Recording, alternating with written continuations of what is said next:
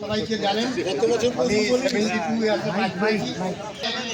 9, 10, 11 তিন ক্লাসেরই বন্ধু, কেননা তখন একটু ফেল করতাম তো, 9-এ ফেল করেছি, তো 9-এ রয়েছে আমার ধরেছে, আবার আরেকজন ফেল করেছে।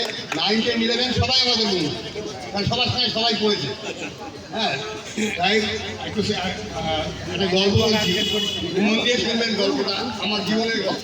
এবং নবাব স্কুল তার সঙ্গে লাগালো। নবাব স্কুলকে আমি আমার দ্বিতীয় মা, আমার দ্বিতীয় মা মারা গেছে, প্রথম মা মারা গেছে, দ্বিতীয় মা বেঁচে আছে।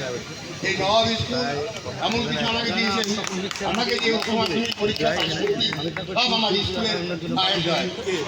আমি যখন একটা গল্প শুনে ছোট্ট ফিক্সে পড়তাম, তখন আমার বাবা আর্মিতে চাকরি, তো আমরা ভাড়া থাকতাম এখানকার ইচ্ছা নিয়ে।